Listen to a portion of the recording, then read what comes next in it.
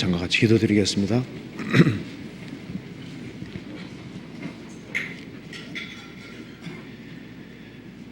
저희를 사랑하시는 하나님 아버지 감사합니다.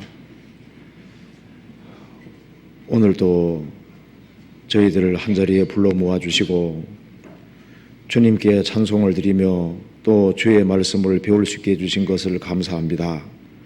이 시간 주 성령께서 우리 마음 가운데 두루 역사해 주시고 주의 뜻이 무엇인지를 헤아려 알 수 있는 지혜를 주시고 또 주님의 말씀 가운데 살아갈 수 있는 힘과 용기를 허락해 주옵소서. 역사의 마지막 시대를 살아가는 저희들에게 이 복음을 알게 하시고 또 주의 영광을 위해 살 수 있는 기회를 주신 것을 감사드립니다. 저희 마음속에 더욱 충성된 마음을 허락해 주옵소서. 그리고 앞으로 있을 학위 수양회 가운데 주 성령께서 함께해 주시고 많은 사람들이 구원함을 얻을 수 있도록 역사해 주시고 준비하는 모든 손길에도 함께해 주시고 도와주시옵소서. 그리고 또 미주 지역에 또 브라질 지역에 전도 중에 있는 이요한 목사님과 그 일행들에게 함께해 주시고 주의 역사와 능력을 나타내 주옵소서. 오늘 모든 시종 주 성령께서 주장해 주시고 도와주시기를 간절히 의지하오며 주 예수 그리스도 이름으로 기도하옵나이다. 아멘. 시편 교독하겠습니다. 146편입니다. 시편 146편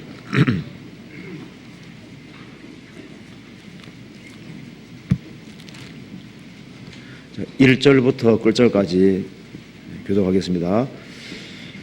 할렐루야, 내 영혼아 여호와를 찬양하라.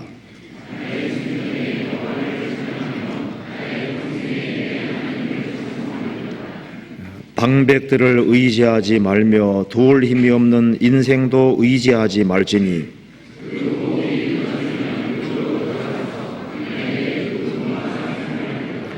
야곱의 하나님으로 자기 도움을 삼으며 여호와 자기 하나님에게 그 소망을 두는 자는 복이 있도다.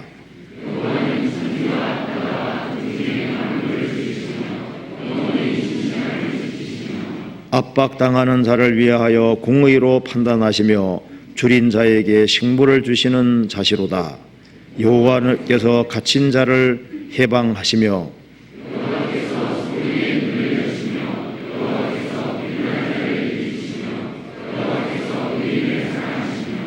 여호와께서 객을 보호하시며 고아와 과부를 붙드시고 악인의 길은 굽게 하시는도다.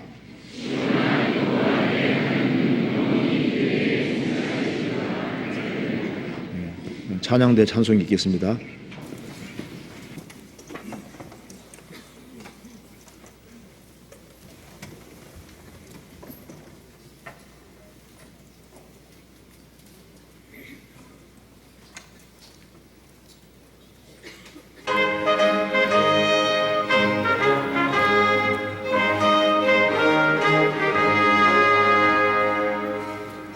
사자들이여 어서 가서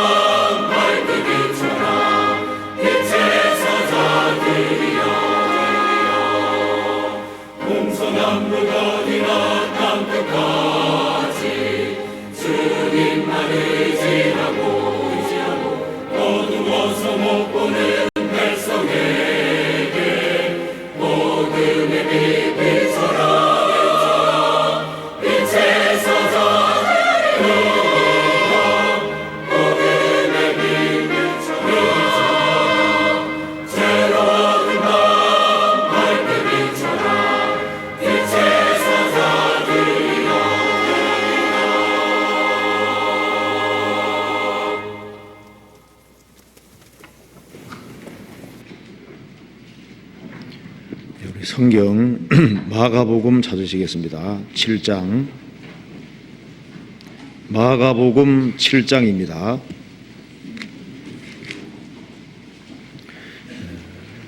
(7장) 31절입니다.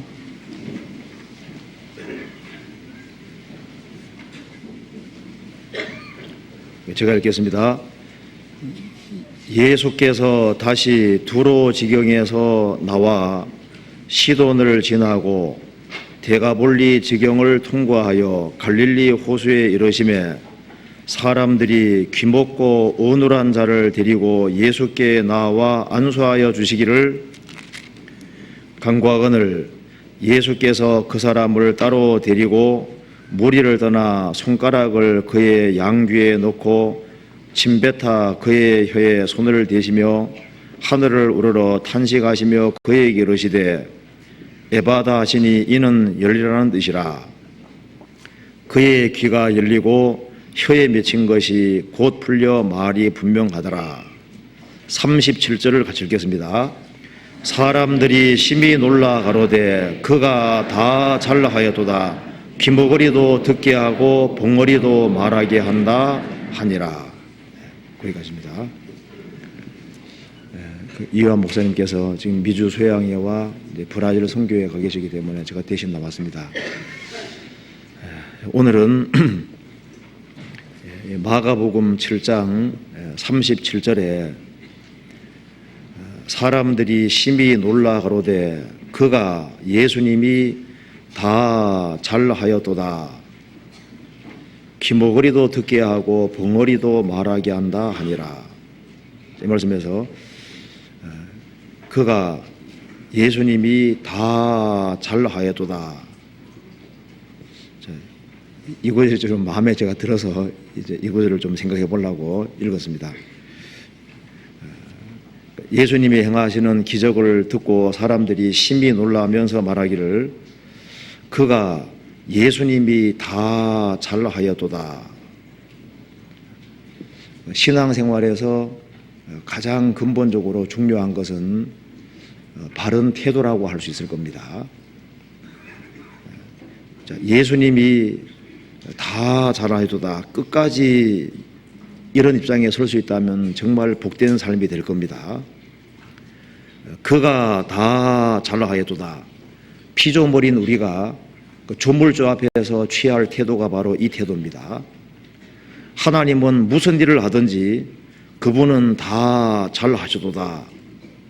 이런 태도를 갖는 것이 필요할 겁니다. 구원받지 아니한 사람도 이런 태도를 가져야 되고 구원받은 사람은 더더욱 하나님에 대해서 이런 태도를 가지는 것이 필요할 겁니다. 그가 다 잘하여도다.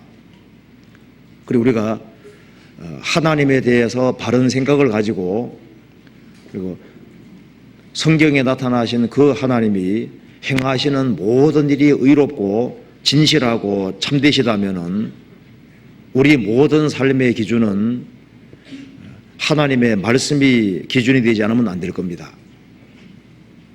그래서 우리가 피조물인 우리가 하나님을 향해서 취해야 될 입장을 먼저 생각해 보고 또 한 가지는 성경 속에 또 주님께서 말씀하신 것이 있잖아요. 잘하여도다 충성된 종아. 하나님께서 우리 자신에 대해서 그가 다 잘하여도다 이런 말을 주님이 하신다면은 그 사람은 정말 복된 인생이 아닐 수 없을 겁니다. 그리고 구원을 받은 사람이 말하기를 주님은 다 잘하셨습니다. 이 입장을 인생 살아가면서 끊임없이 가지고 올 수 있다면은 그 사람은 신앙생활을 힘차게 할 수 있을 겁니다. 그리고 주님께서 우리 각자에 대해서 아무개 누구누구는 다 잘하여도다 이런 소리 듣는다면은 인생 성공했다고 할 수 있을 겁니다. 아담이래로 인간은 타락했습니다. 그래서 로마서 1장에 말한 대로 사람들은 마음에 하나님 두기를 싫어하며 그 말씀대로 하나님 두기를 싫어합니다.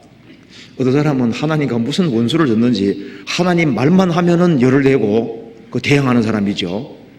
하나님이 그 사람에게 잘못한 것이 아무것도 없습니다. 그런데 하나님에 대해서 어떤 적대감을 가지고 있는 거예요. 그런데 구원을 받은 사람은 틀림없이 이런 고백이 나올 겁니다. 그가 다 잘하여도다. 성경 전체를 요약하면 바로 이 말일 겁니다. 주님은 다 잘하셨습니다. 이게 맞는 얘기인 거예요. 구원 받기 전에는 잘 몰랐는데 구원 받고 난 이후에 이 우주 만물 보면 어떤 생각이 듭니까? 아, 과연 하나님이 만드셨구나. 실감이 나죠. 저도 1983년도 9월 25일에 구원을 받았습니다. 한 오후 4시경 구원을 받았는데요. 구원 받고 이제 교회당 문을 딱 나서서 나무를 보니까 내가 그 전에 본 나무가 아니었습니다. 하늘을 보니까 내가 그 전에 본 하늘이 아닌 거예요. 야, 이거 하나님께서 만드셨구나. 실감이 나는 겁니다. 그리고 이 우주 만물을 보고 또 이 자연을 보고 우리 자신을 보면은 너무나도 섬세하고 치밀하게 만들어진 것을 알 수 있잖아요. 너희는 눈을 높이 들어 누가 이 모든 것을 창조하였나 보라. 이 우주 만물을 보면은 아, 이거 하나님의 완전한 작품이다. 정말 기가 막히게 잘 만드셨다. 그 생각이 들잖아요. 우리 손만 봐도 너무 신기하죠. 딱 여기 맞게 되어 있잖아요. 이렇게. 이러니까 오만 것을 만들 수 있는 거예요. 만일 이 손을 젓가락처럼 만들면 어떻게 되겠습니까? 아무것도 못 만듭니다. 새끼손가락 잘 만드셨죠? 언제 필요합니까? 여기 기호 입을 때. 딱 이상하게 딱 맞게 되어 있어요. 그죠? 진짜 잘 기가 막히게 만드셨습니다. 그죠? 그리고 하나님께서 우리를 구원하기 위해서 계획하신 것을 보세요. 만일 우리에게 무엇인가를 해서 천국 오게 하면은 천국 올 사람 한 사람도 없습니다.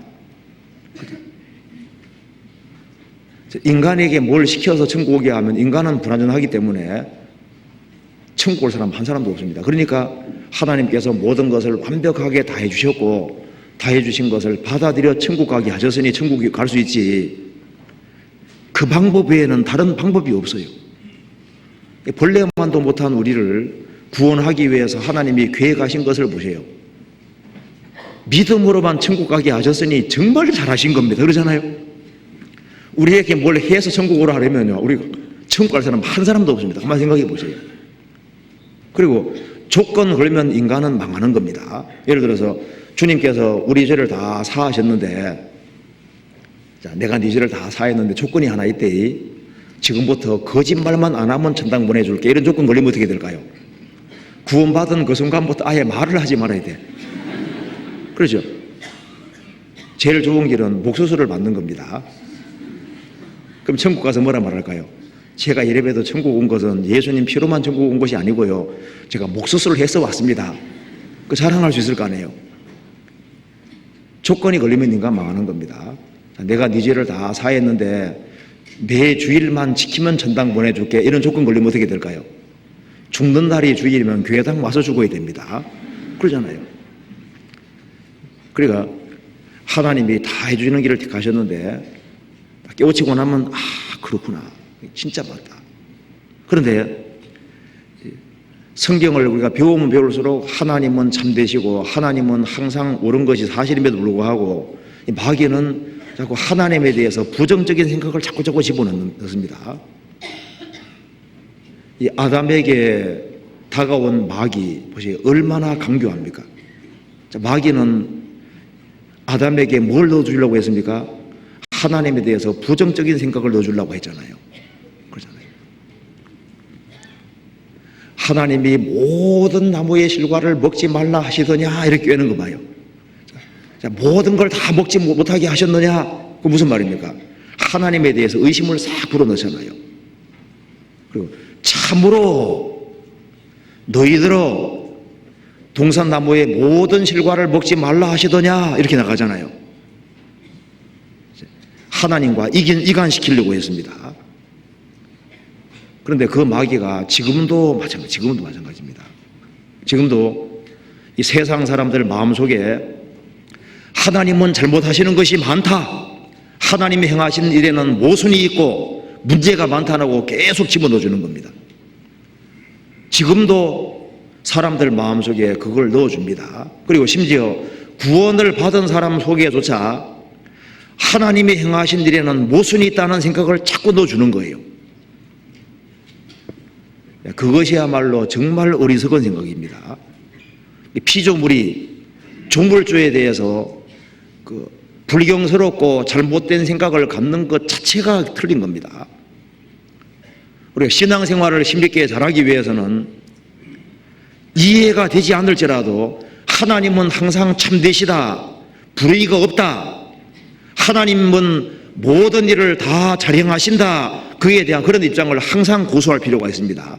그래야만 마귀에게 속지 않을 수 있는 겁니다. 성경 욥기 34장 찾아보시겠습니다.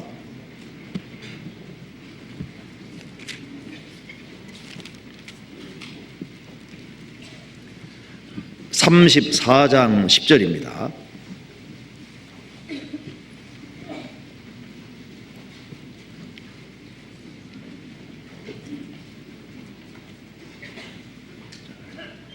욥이 엄청난 공경을 당했을 때 엘리후가 한 말입니다.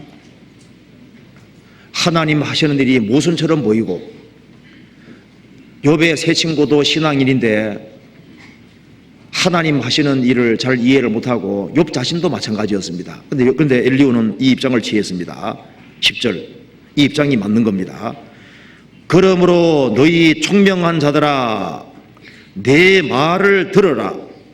하나님은 단정코 악을 행치 아니하시며 전능자는 단정코 불의를 행치 아니하시고 사람의 일을 따라 보응하사 각각 그 행위대로 얻게 하시나니 진실로 하나님은 악을 행치 아니하시며 전능자는 공의로 굽히지 아니하셨느니라. 누가 땅을 그에게 맡겼느냐? 누가 온 세계를 정하였느냐? 그가 만일 자기만 생각하시고 그 신과 기운을 거두실진데 모든 혈기는 자가 일체로 망하고 사람도 진토로 돌아가리라. 만일 총명이 있거든 이것을 들으며 내 말소리에 귀를 기울이라. 공의를 미워하시는 자시면 어찌 치리하시겠느냐? 의롭고 전능하신 자를 내가 정죄하겠느냐? 엘리후는 단호한 태도를 취했는데 이 태도가 참된 태도였습니다. 하나님은 단정코 악을 행하지 않으신다. 단정코 불의를 행치 않는다. 아주 단호한 태도를 취하고 있습니다. 시편 7단편에 나와 있는 시편 기자도 처음에는 이런 입장을 고수하고 있다가 마음에 문제가 생긴 겁니다. 하나님은 참으로 이스라엘 중 마음이 정결한 자에게 선을 행하시나, 이 입장을 고수하고 있었는데 생을 살다 보니까 악인이 훨씬 더 잘 돼가고 자신은 매일 얻어서지는 겁니다. 그러니까 자신이 처음에 고수했던 것이 흔들리기 시작하는 거예요. 시편 73편 1절을 보시겠습니다.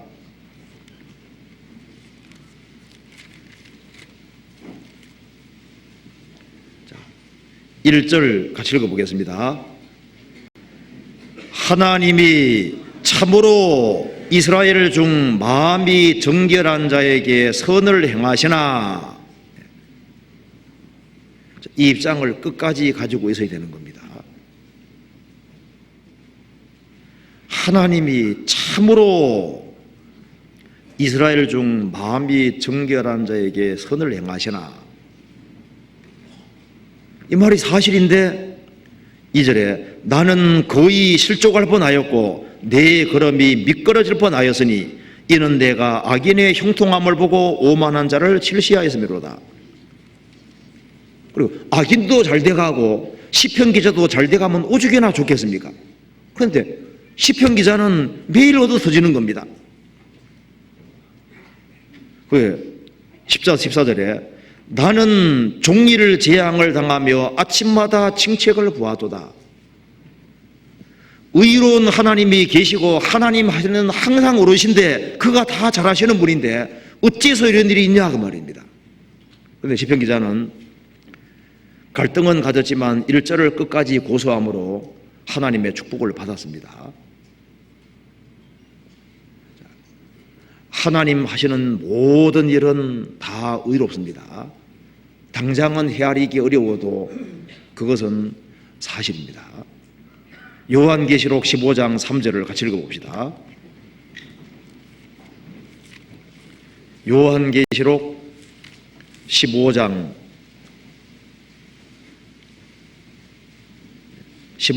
3절 같이 읽어보겠습니다. 하나님의 종 모세의 노래 어린 양의 노래를 불러 가로되 주 하나님 곧 전능하신 이여 하시는 일이 크고 기이하시도다. 만국의 왕이시여 주의 길이 의롭고 참되시도다. 예, 됐습니다. 주 하나님 곧 전능하신 이시여 하시는 일이 크고 기이하시도다. 놀랍도다. 만국의 왕이시여 주의 길이 의롭고 참되도다. 우리가 하나님을 향해서는 그가 다 잘하였도다 이런 입장을 취하는 것이 당연한 겁니다.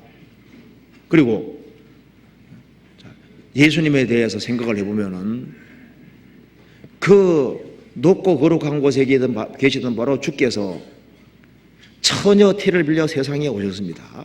이게 얼마나 놀라운 일이냐 그 말입니다. 이 우주를 창조하신 바로 절대자가 이 지구상에 오셨는데 오실 때도 핸섬하게 오신 게 아니죠. 아주 초라한 모습으로, 그것도 왕궁에 나신 것이 아니라 구유에 나시다 그 말입니다. 그리고 예수님이 이스라엘 땅에 계시면서 착한 일만 행하셨습니다. 하나님이 나사렛 예수에게 성령과 능력을 기름 부어 하셨으며 저가 두루다니시며 착한 일을 행하시고, 예수님은 공생의 당시에 착한 일만 행하셨습니다. 예수님께서 많은 기적과 능력을 행하셨죠. 그에게는 죄가 없습니다. 그런데 그 주께서 나 같은 사람을 위해서 대신 죽으셨다 그 말입니다. 그리고 내 죄를 영원히 처리하셨습니다. 그리고 예수님은 우리 대신 죽으시고 부활하심으로 우리를 의롭다고 하셨습니다. 우리 대신 찔리고 우리 대신 상하시고 우리 대신 고통받으셨는데 누가 예수님에 대해서 잘못했다고 말할 수 있겠습니까? 그 예수님은 죽으시고 부활하셔서 지금도 우리를 위해서 기도하고 계십니다. 또 재림하실 때는 우리가 상상도 할 수 없는 그런 엄청난 은혜를 가지고 재림하십니다. 주님은 우리를 위해 사셨고 모든 것은 우리를 위해서 행하신 겁니다. 이사야 그 9장 6절에 이는 한 아기가 우리에게 낳고 한 아들을 우리에게 주신 바 되었는데 그 어깨에는 정사를 메었고 그 이름은 기묘자라 모사라 전능하신 하나님이라 영존하시는 아버지라 평강의 왕이라 할 것입니다. 그 구절 있잖아요. 구원 받을 때 그 말씀이 이해가 되는 거예요. 그분은 기묘자입니다. 구원 받으면은 예수님이 기묘자, 원더풀 아주 놀라운 분이 되잖아요. 구원받은 사람은 예수님이 놀라운 구세주라는 걸 알 수 있습니다. 성막 바깥은 흰색이고 그 윗 덮개는 물돼지 가죽으로 아주 우중충한데요. 겉은 볼품이 없는데 성막 속에 들어가면은 성막은 가장 값비싸고 휘황찬란한 건물입니다. 예수님 안에 들어가기 전까지는 몰랐는데 예수님 안에 들어가고 보니까 예수님이 가장 놀라운 분이라는 걸 깨닫게 되는 겁니다. 이 세상에서 주 예수 그리스도 같은 분은 없는 겁니다. 구원받은 사람에게 그 이름은 결국 우리를 위한 거예요. 구원받은 사람에게 예수님은 기묘자입니다. 놀라운 분입니다. 그분은 우리에게 모사, 지혜자가 되셨습니다. 우리 구세주가 되시고 우리가 인생 살아가는 가운데 헤맬 경우가 많잖아요. 그런데 그때마다 주님은 우리에게 지혜를 주셨습니다. 그분은 모사입니다. 그리고 인생 살아가면서 많은 슬픔과 어려움을 당합니다. 많은 고통을 받습니다. 그때 주님은 우리에게 전능하신 하나님으로 나타나셔서 우리 모든 문제를 극복하게 만들어 주시잖아요. 그분은 전능하신 하나님이십니다. 그리고 영존하시는 아버지입니다. 우리를 낳아주시고 우리를 길러주셨습니다. 구원받고 세월을 쭉 지내보면은 주님이 나를 지금까지 이렇게 이끌어 오셨고 이렇게 도와주셨구나. 영존하시는 아버지가 되십니다. 그분은 평강의 왕이시고 우리에게 평강을 주셨고 그리고 나중에 영원한 평강의 세계로까지 인도하시는 분입니다. 우리가 예수님에 대해서 곰곰이 생각해 보면은 그분은 다 잘하셔도다 이 고백을 할 수밖에 없는 겁니다. 그리고 성경과 관련해서 생각해 보면은 성경의 진술은 다 옳았다는 것을 결국은 깨닫게 됩니다.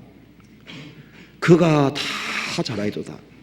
성경의 모든 진술은 다 옳았습니다. 이렇게 고백하게 되는 겁니다. 시편 12편 보시겠습니다.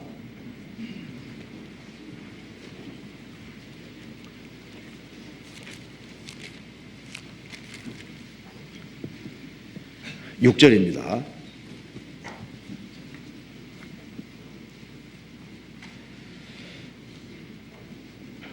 같이 읽어보겠습니다. 여호와의 말씀은 순결하며 흑도간 위에 7번 단련한 은 같도다. 여호와의 말씀은 순결하며 흑도간 위에 은이 한 번 들어갔다 나와도 깨끗해지는데 7번 들어갔다 나왔으니까 불순물은 다 떨어진 겁니다. 즉 성경은 필요한 말만 다 집어넣었다는 겁니다. 인간이 꼭 알아야 되고 필요한 말만 여기에 다 집어넣은 겁니다. 성경에 필요 없는 구절이 없습니다. 지금까지 성경을 비판한 사람들은 많이 있어 왔지만 그들은 다 사라졌습니다. 그런데 성경은 전 세계에 꽉 찼잖아요. 성경은 반드시 이깁니다. 주께서 주의 말씀에 의롭다함을 얻으시고 판단 받으실 때 이기려 하시면 한 것 같으니라. 하나님은 하나님 말씀에 의롭다함을 얻습니다. 지금 성도들 사이에서 하나님 말씀이 의롭다함을 얻고 있는데 불신자들 앞에서도 심판대 앞에 서면은 이 성경이 다 옳았다고 하는 것을 알게 될 겁니다. 성경을 이길 수는 없습니다. 역사 속에서 성경에 오류를 잡아냈다고 말한 사람들이 있어 왔습니다. 그런데 성경이 결국은 다 이겼습니다. 다니엘서에는 예언에 대한 말씀이 많기 때문에 다니엘서를 부술라는 사람들이 많이 있었습니다. 한때 성경에 오류 잡아냈다고 다니엘서 오류 잡아냈다고 너무너무 좋아했잖아요. 성경에 따르면 바벨론 제국의 마지막 왕이 벨사살 왕으로 되어 있는데 역사 기록에 보면은 베로서서라는 역사학자가 기록한 것에 보면은 나보니더서가 마지막 왕으로 기록이 되어 있는 거예요. 그런데 성경은 다니엘은 바벨론 제국 그 당시의 사람이니까 막 마지막 왕이 벨사살인 줄을 모를 리가 없는데 왜 다니엘서에는 벨사살이 마지막 왕이라고 되어 있냐 그 말입니다. 성경에 오류라고 생각을 했는데 나중에 땅 속에서 비문이 나왔습니다. 이 나보니더서의 아들이 벨사살이었고 나보니더서는 우상 숭배하는 사람으로서 그 우상을 많이 수집하는 그런 재미로 살았던 모양입니다.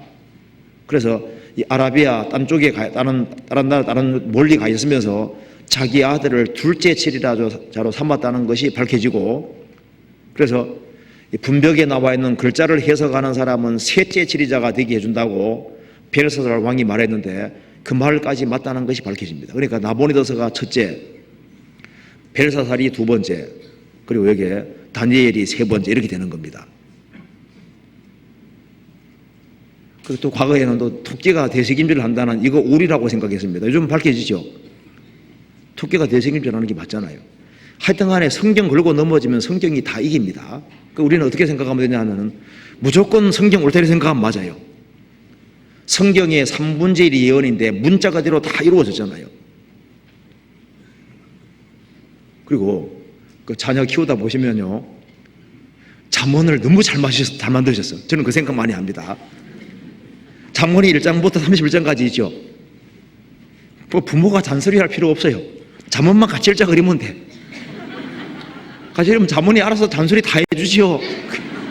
야 하나님이 정말 잘하셨습니다. 이 자문을 안 만들어 놨으면 어떡할 뻔했어요. 그리고 전도서도 잘 만들어 놨죠. 인생이 뭔지 알려면 전도서 읽으면 아주 답이 확실히 나옵니다. 인생이 뭔지를 고민할 필요 없습니다. 전도서 읽어보면은 인생이 얼마나 허무한지 알게 되고 결국 인생은 무엇을 위해 살아야 될지를 알 수 있잖아요. 그리고 비전이 없는 사람은 요한계시록을 읽어봐야 됩니다. 요한계시록을 읽으면은 우리의 장래를 정확히 알 수 있잖아요. 성경은 창조가 있는 동시에, 창세기가 있는 동시에 요한계시록이 있습니다. 요한계시록을 읽으면은 앞으로 무슨 일이 벌어질지 우리의 영원한 장래가 어떤지를 알 수 있잖아요. 길선조 목사는 요한계시록을 1만 번 정도 읽었다고 합니다. 1만 번 이상 읽었다 그러죠. 하루에 한 번씩 해서 한 30년 이상 읽었다 그러잖아요. 요한계시록을 읽어보면은 무슨 내용인지 잘 몰라도 일단 읽으면은 두려운 내용인 동시에 사람에게 참으로 소망을 주는 말씀입니다. 왜? 우리의 궁극의 결과를 알게 해주잖아요. 이 성경에는 정답이 주어져 있습니다. 그래서 인생 헤맬 이유가 없어요. 시험 칠 때 답 다 알려주고 시험 치는 것과 똑같은 겁니다. 크리스찬이 헤맨다는 건 이해가 안 되는 겁니다. 답이 주어져 있는데요. 인생 살아보면은 그가 다 잘나하여도다. 예, 주님 말씀은 다 옳습니다. 이렇게 되는 겁니다. 그래서 성경을 8만 대장경처럼 그렇게 크게 써놓으면요, 누가 성경 가지고 교회 다닐 수 있겠어요? 8만 대장경처럼 많으면요, 어떻게 들고 다니겠습니까? 요 정도 참 보면 하나님 잘하신 겁니다. 요 정도 분량 딱 맞아요. 들고 다니기도 막 깨닫 만드시죠. 우리가 못 깨달을까봐 여러 각도로 다 말씀 다 해주시고, 그것도 반복해서 또 확장시켜가면서 반복해서 혹시 못 깨달을까봐 여러 각도로 누구든지 읽고 알 수 있도록 하셨습니다. 그리고 성경을 한글로 번역 안 해줬으면 못할 뻔했어요. 우리가 번역하면 어떻게 되겠습니까? 미리 다 번역해서 우리 다 읽을 수 있게 해주시고, 이 정도만 번역해 준 것도 감사하게 생각해야 됩니다. 얼마나 번역을 잘 해놨습니까? 그가 다 잘하여도다. 이게 사실입니다. 그리고 우리가 성경 역사 속에 있는 인물들에게 물어보면은 그분들은 다 그렇게 말할 겁니다. 예, 주님은 다 잘하셨습니다. 그렇게 말할 거 아니에요. 야곱의 11번째 아들이 요셉입니다. 10명 형들이 요셉을 너무나도 미워했습니다. 자, 얼마나 미워했으면은 11번째 요셉을 은 20 받고 에집트에 팔아먹겠어요. 참 형들도 참 성질이 고약합니다.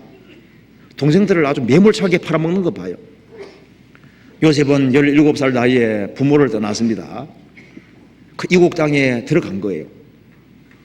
그 에집트 사람들은 이스라엘 사람과 방언이 다릅니다. 어느 사람 민족 속에 들어간 거예요. 그래서 보디발 집에 붙잡혀 가서 노예로 팔려서 얼마나 많은 고생을 했습니까? 한번 생각해 보시면요, 그가 일 끝나고 난 다음에 밤에는 눈물을 많이 흘렸을 겁니다. 17살 나이인데요. 그 어머니 아버지가 얼마나 훌륭한 사람입니까? 그잖아요. 그 야곱은 여기 이제 야곱이 12아들을 낳았는데 그 레아와 라헬이 있을 때 라헬이 낳았잖아요. 라헬의 사랑도 많이 받고 아버지 사랑도 많이 받았습니다. 그러니까 그 에집트에 살면서 그 가나안 땅을 얼마나 그리워하고 눈물을 많이 흘렸을 거 아니에요? 그 인생이 참 기구하게 된 겁니다. 나중에 가정 총무도 하게 됐는데 그만 보디발의 아내가 자꾸 눈짓하잖아요. 요셉이 좀 잘생긴 것 같아요. 그렇게 잘생기니까 유혹받는다니까요. 못생기면 유혹받을 일도 없어. 그러니까 이제 보디발 아내가 눈짓하는데 아마 보디발이 바깥 일이 많았던 것 같아요. 그래서 이제 결국은 동침만 한다는 그것 때문에 보디발 아내 마음이 확 바뀌었잖아요. 요셉은 절대 유혹받을 사람 아니다. 그러니까 사랑하고 좋아하는 마음이 반감으로 바뀌었습니다. 여자가 독한 마음 무섭다는 거 아시죠?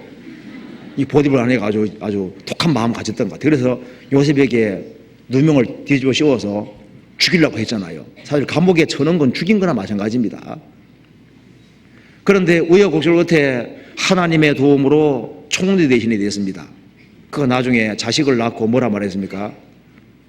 므낫세, 첫째 아들 낳고 므낫세, 뜻이 뭡니까? 하나님이 나의 모든 괴로움과 고통을 잊게 하셨다, 그 말이잖아요. 그 다음에 두 번째 아들 낳고 에브라임, 뜻이 뭔지 아시죠? 창성케 하셨다. 그것이 하나님에 대한 고백입니다. 내가 에집트에서 많은 고생을 했는데 하나님은 내게 나를 총대신으로 만들어 주심으로써 이 모든 고생을 잊게 하셨다, 므낫세입니다. 그 다음에 하나님이 나를 고생을 많이 했기 때문에 하나님이 그것을 복으로 바꾸어서 더 창성케 하셨다. 그분은 잘하셨습니다. 그런 고백이잖아요. 그래서 7년 기근이 있을 때 야곱의 10명의 아들들이 식량 사러 왔습니다. 결국은 어떻게 했습니까? 요셉이 만일 악한 마음 가지고 있다면 살아남을 수가 없습니다. 그런데 그들을 영접하고 결국은 애집 땅에 살게 해주고 그들에게 영육간에 필요한 걸 다 제공해 주잖아요. 그러면서 뭐라 말했습니까? 당신들은 나를 헤아려서나 하나님은 그것을 선으로 바꾸셨습니다.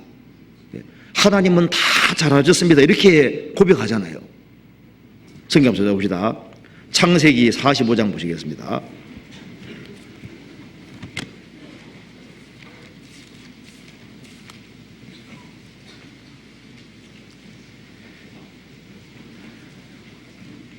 (45장) 5절입니다.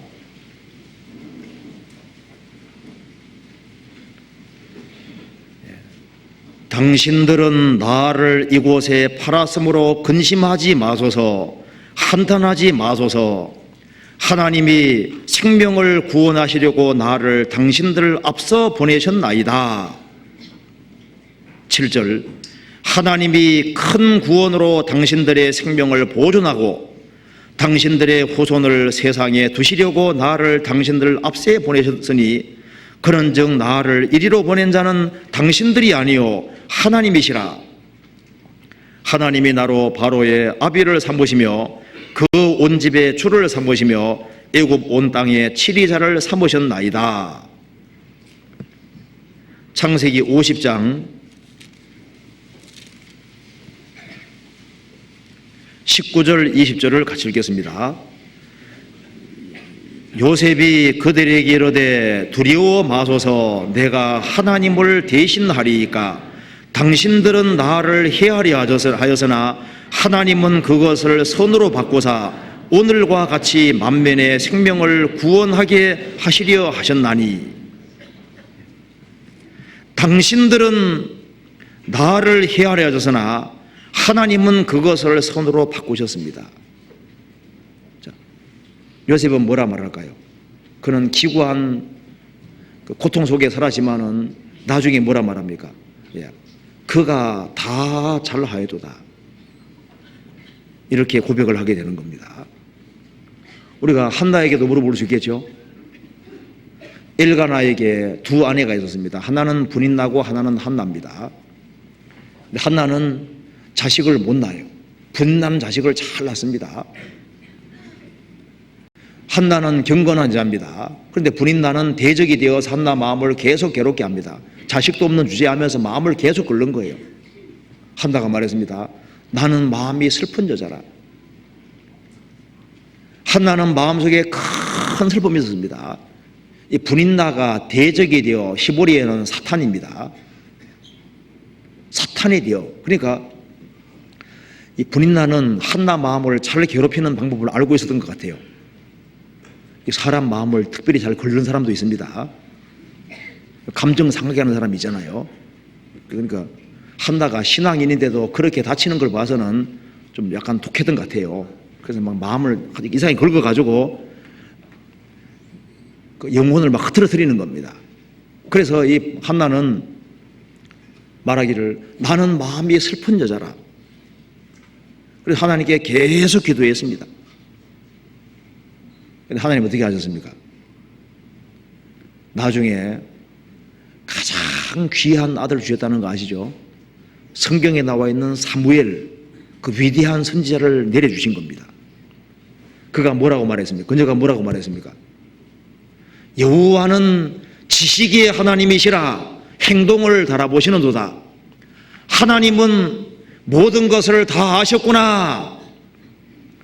내가 처한 상황도 아셨고 내가 기도하고 있는 것도 아시고 매달리는 것도 아셨고 여호와는 지식의 하나님이시라 행동을 달아보시는도다. 하나님께 정말 기대는지를 보셨다 그 말입니다. 그리고 그는 말했습니다. 하나님은 하시는 모든 일이 의롭다고 얘기했습니다. 우리가 생을 살아가면서 이 성경에 나와 있는 인물들의 결국을 보세요. 결국을 보시면은 그분이 잘 하셨다는 걸 분명히 알게 됩니다. 사람으로서는 가장 큰 슬픔 당한 사람이 있다면 누굴까요? 욥. 욥은 그 당시에 가장 큰 재산가입니다. 욥의 양이 7,000마리였습니다. 아시죠? 제가 그 러시아 선교 가면서 블라디카프카스 가서 선교하고 거기에 코카서스 산이 있어서요. 꼭 가보자 해서 잠깐 다녀왔는데 그때 양 3,000마리, 3,500마리 끌고 가는 거 봤거든요. 와, 3,500마리 엄청 많더라니까요. 그 요번 그거 2배니까 양만 해도 7,000마리니까 대단한 부자입니다. 그 당대의 가장 큰 부자였습니다. 그리고 자녀도 10명이나 낳고 신앙도 아주 돈독하고 그 당대의 최고입니다. 그러잖아요. 그런데 어느 날 전 재산이 하루 사이에 그냥 다 날아가는 거 봐요. 그것도 10명의 자녀가 죽는데 그것도 건물에 깔려서 한꺼번에 다 죽는 거 봐요. 몸 전체가 병들었습니다. 욥의 세 친구는 욥이 이제 큰 재난 당한 걸 알고 위로하러 왔는데 공경이 너무너무 심하니까 욥이 이제 알아볼 수도 없게 되는 겁니다. 7일 동안 아무 말도 안 하는 거 봐요. 할 말이 없는 겁니다. 그러면서 세 친구는 결론 내렸습니다. 욥이 이런 엄청난 재앙을 당한 것은 틀림없이 하나님 앞에서 상상할 수 없는 큰 죄를 지었다. 이렇게 단정을 딱 내린 겁니다. 그리고 욥을 계속 공격하면서 너 죄 지은 거 자백해 하면서 계속 추궁하는 거 봐요. 10번이나. 욥은 아니라고 10번이나 말해도 추궁하는 겁니다. 욥의 세 친구도 절친한 친구도 욥의 말을 안 믿어줍니다. 욥의 아내는 욥의 숨 쉬는 소리도 싫어하는 거예요. 숨도 싫어한다고 되어 있잖아요. 아내가 내 숨을 싫어한다고 했습니다. 몸 전체가 병들었으니까 아내도 싫어합니다. 욥의 아내가 뭐라 말하는지 아시죠? 당신이 그래도 하나님 순전함을 지키느뇨 하나님 욕하고 차라리 죽어버리라 하지 않습니까? 죽어버리라. 애들도 조롱했다고 되어 있습니다. 욥은 가장 비참한 상황에 떨어졌습니다. 하소연할 때라는 건 없습니다. 가장 최악의 상황에 떨어졌습니다. 성경 한번 찾아봅시다. 욥기 19장 보세요.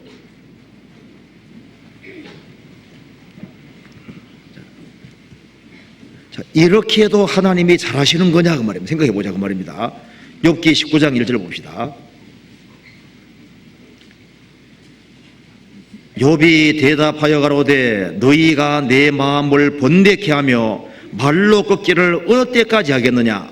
너희가 10번이나 나를 꾸짖고 말하기를 꾸짖고 나를 학대하고도 부끄러워하지 아니하는구나. 내가 과연 허물이 있었다 할지라도 그 허물이 내게만 있는 것이니 너희가 참으로 나를 향하여 자긍하며 내게 수치될 행위가 있다고 하려니와 하나님이 나를 굴하게 하시고 자기 그물로 나를 에워싸신 줄은 알아야 할지니라. 그리고 뒤에 보면은 9절에 나의 영광을 벗기시며 나의 면류관을 머리에서 취하시고 사면으로 나를 흐르시니 나는 죽었구나.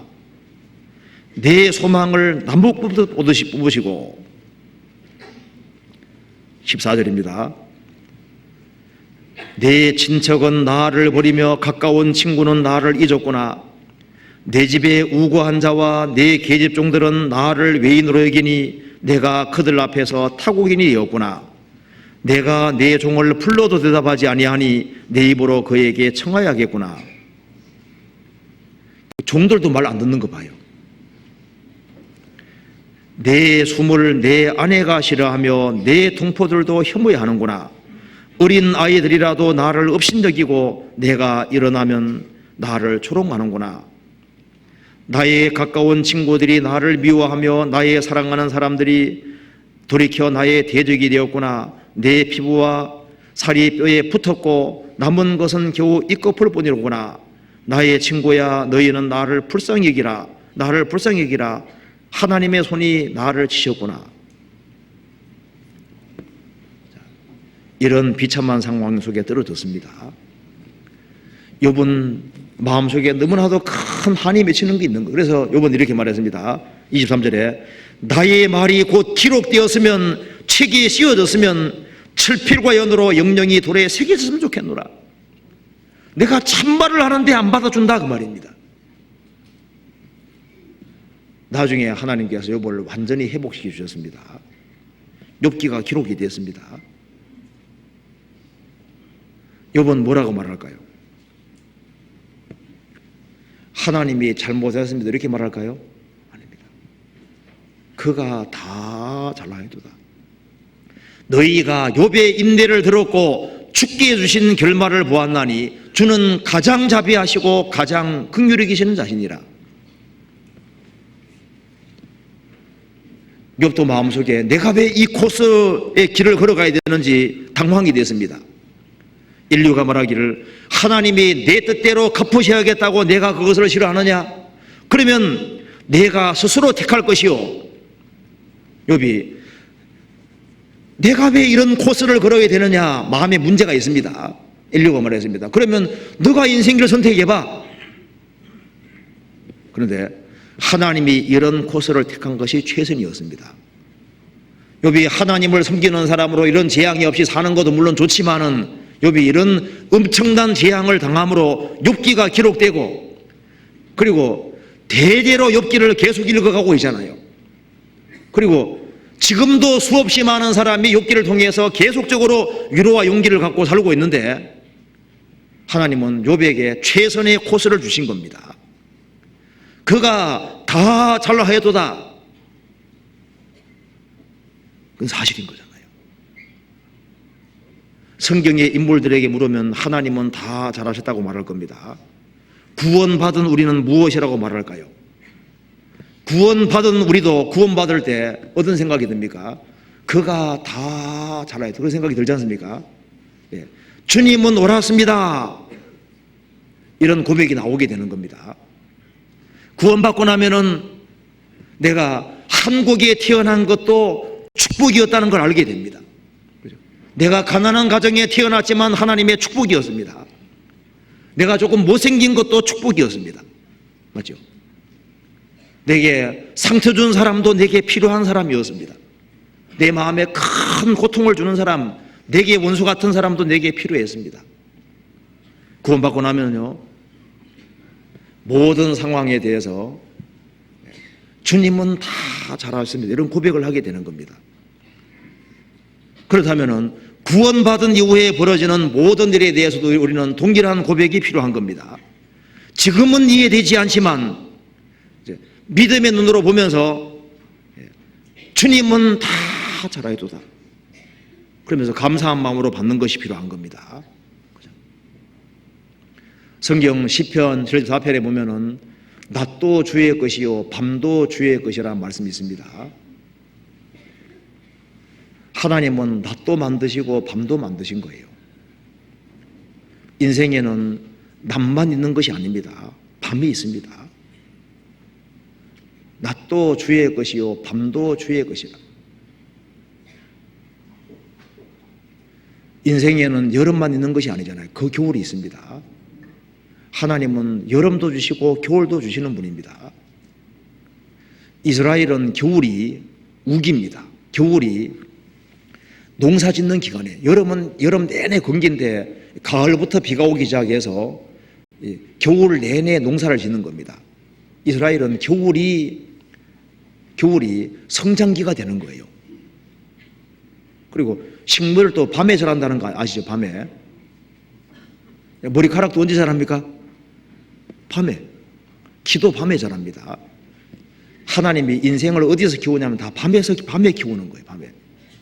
우리 인생이 깊어지는 것도, 하나님의 섭리를 깨달아가는 모든 것도 밤에 겨울 속에서 깨달아가는 겁니다. 하나님은 산도 만드셨지만 골짜기도 만드셨습니다. 인생 골짜기가 있는 거예요. 인생은 직선이 아닙니다. 인생에 많은 곡선이 있는 거예요. 햇빛도 있고 먹구름도 있습니다. 그런데 세월이 지나고 나면은 그 모든 것이 신비하게 조화를 이루어서 주의 역사를 나타내고, 그래서 돌이켜보면은 주님은 다 잘하셨습니다. 예수님이 40일 동안 금식하셨습니다.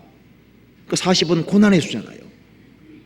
그런데 예수님이 죽으시고 부활하신 이후 제 아들과 40일 동안 함께 있었습니다. 그 전에 40일 금식하고 그 광야에서 줄인 그것과 부활 후에 40년은 다른 거잖아요. 동일한 40이라는 숫자지만 차원이 다릅니다.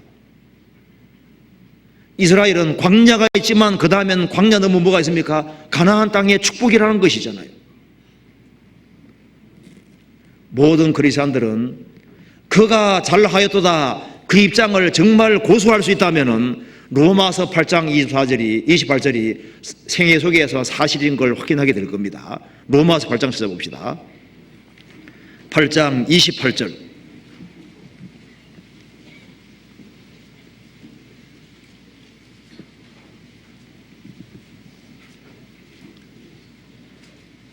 같이 읽어보겠습니다. 우리가 알거니와 하나님을 사랑하는 자 곧 그 뜻대로 부르심을 입은 자들에게는 모든 것이 합력하여 선을 이루느니라.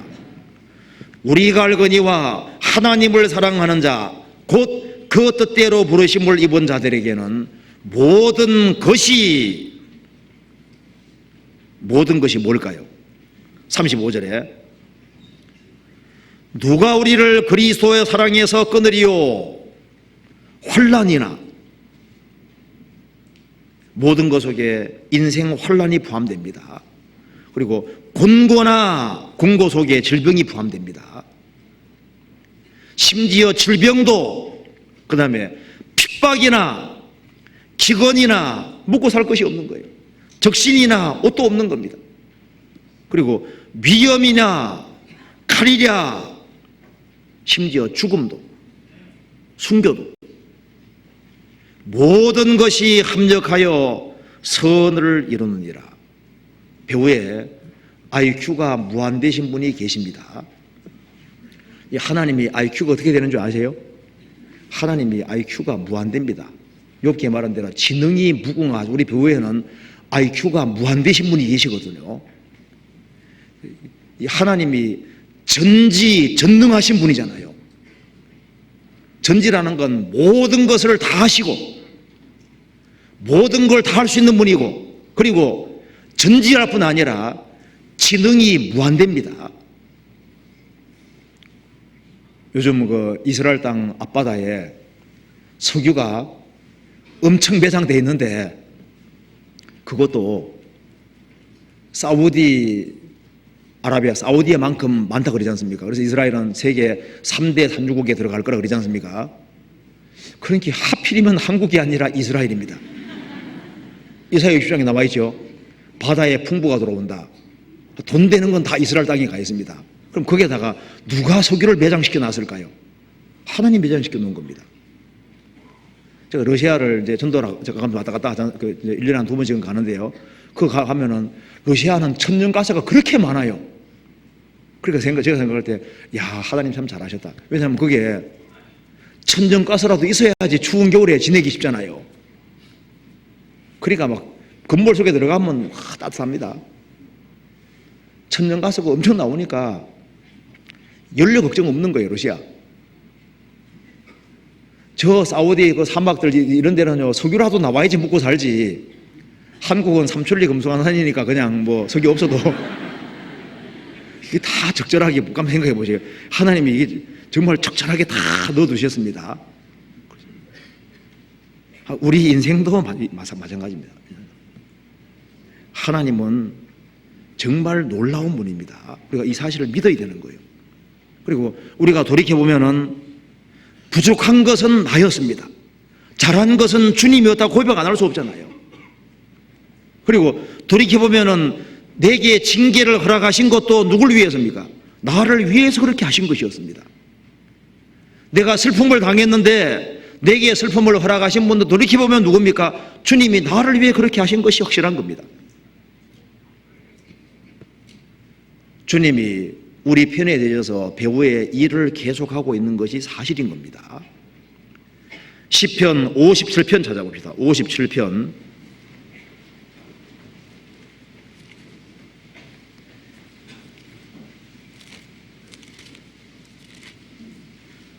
2절 같이 읽어보겠습니다. 내가 지극히 높으신 하나님께 부르짖으며 곧 나를 위하여 모든 것을 이루시는 하나님께로다. 내가 지극히 높으신 하나님께 부르짖으며 곧 나를 위하여, 타인만 위한 게 아닙니다. 나를 위하여 모든 것을 이루시는 하나님께로다.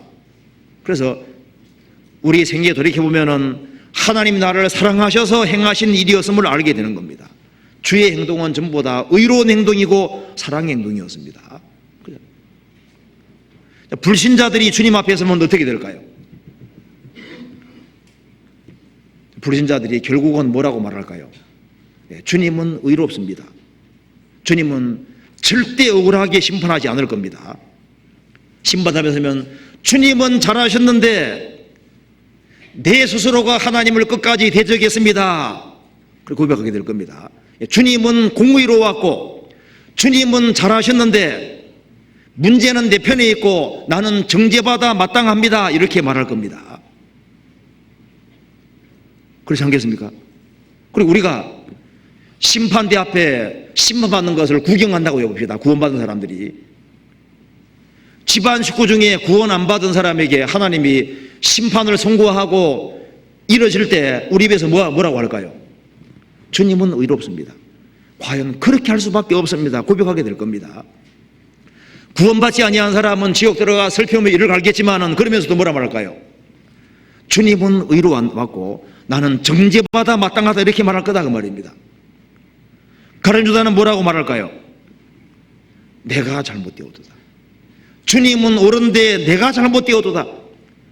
주님은 나를 끝까지 사랑하셨는데 나는 끝까지 배반했다 이렇게 말하지 않겠습니까? 벨릭 성도 아시죠? 바울 사도가 하고 한 2년 정도 같이 있을 기회가 있었습니다. 바울이 심판과 의와 절제, 장차오는 심판 이런 걸 얘기를 하니까 두려워했습니다. 시방은 가라. 나중에 부르겠다. 여러 번 죄하고 믿을 수 있는 기회가 주어졌는데 구원받지 못했습니다. 심판대에서 뭐라 말할까요? 내가 스스로 기회를 저버렸다고 말하지 않겠습니까? 예수님 죽으실 때 옆에 주고 가던 강도이죠. 한 강도는 회개했는데 한 강도는 끝까지 예수님 대적했습니다. 그가 죽은 건너가 뭐라 말할까요? 주님은 잘하셨는데 내가 스스로 그 기회를 저버렸기 때문에 나는 정죄받아 마땅하다 이렇게 말할 거다 그 말입니다. 자, 우리는 살아서 주님을 맞이할 수 있는 시대에 살고 있습니다. 주님이 오셔서 우리가 천국에 들어갔다가 해봅시다. 그럼 우리가 뭐라고 말할까요? 우리가 천국에 올라갔을 때 우리는 주님 앞에 뭐라고 고백하게 될까요? 주님은 다 잘하셨습니다. 주님의 행하심은 전적으로 옳았습니다. 주여, 주님은 잘하셨나이다. 주님은 찬송 받으시기에 합당하십니다. 이렇게 말하게 될 겁니다. 요한계시록 5장 12절 같이 읽어보겠습니다.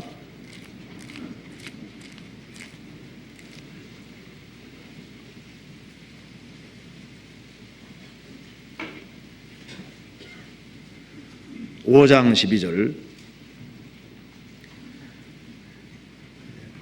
큰 음성으로 가로되 죽임을 당하신 어린 양이 능력과 부와 지혜와 힘과 존귀와 영광과 찬송을 받으시기에 합당하도다 하더라. 큰 음성으로 가로되 죽임을 당하신 어린 양이 능력과 부와 지혜와 힘과 존귀와 영광과 찬송을 받으시기에 합당하시도다. 읽어보냅니다. 합당하십니다. 우리가 천국에 올라가면은 우리를 위해서 모래보다 많은 축복이 준비되어 있다는 걸 깨닫게 될 겁니다. 그리고 이 지상에서 내가 생을 살아오며 되어진 모든 것은 다 나를 위해 행하셨다는 것을 확실히 깨닫게 될 겁니다.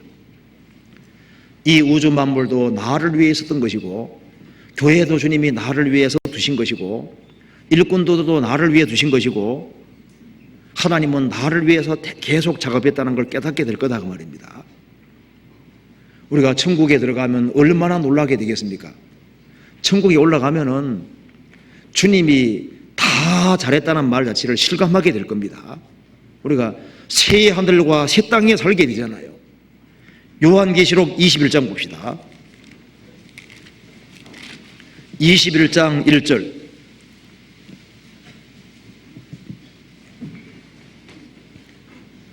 같이 읽어보겠습니다. 또 내가 새 하늘과 새 땅을 보니 처음 하늘과 처음 땅이 없어졌고 바다도 다시 있지 않더라. 여기 새 하늘과 새 땅이라 할 때 새라는 구절이 중요한 구절인데요. 그 새로운 헬라 말로는 카이노스인데요. 그 질적으로 새로운 그런 뜻입니다.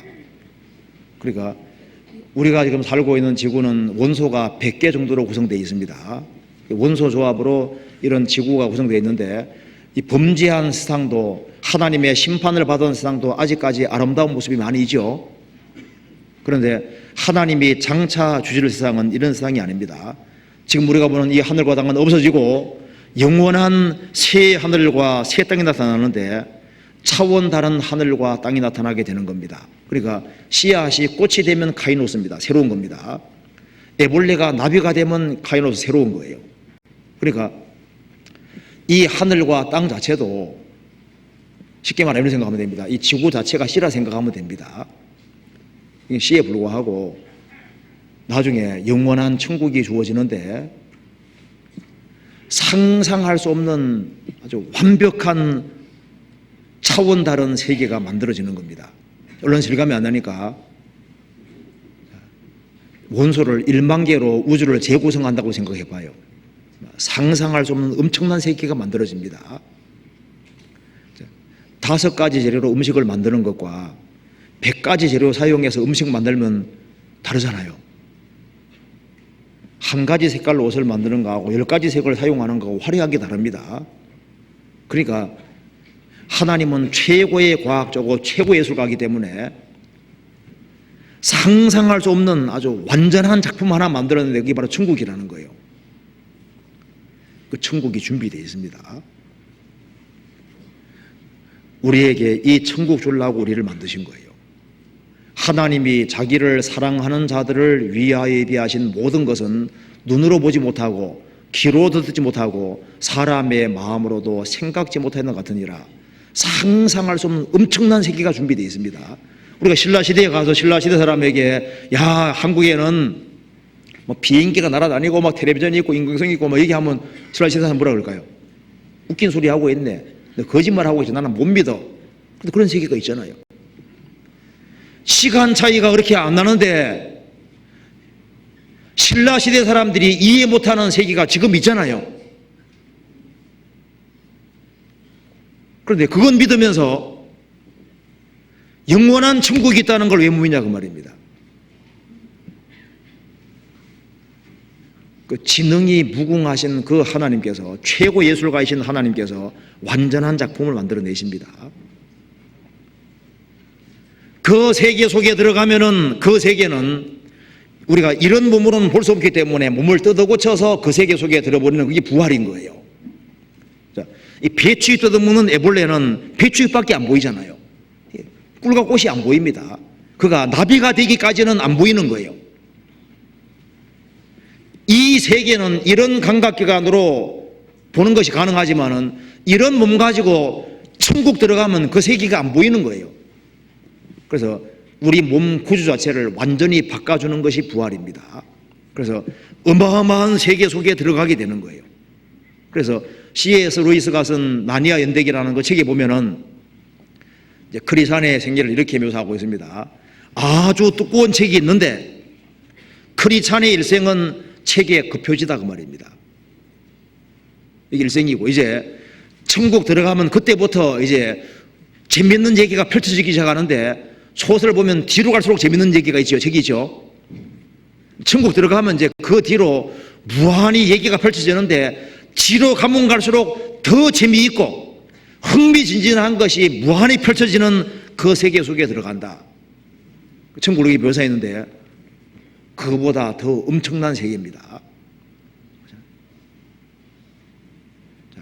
영원한 기쁨과 영원한 위로의 세계가 준비되어 있습니다. 하나님은 사랑이시기 때문에 사랑의 세계가 준비되어 있습니다.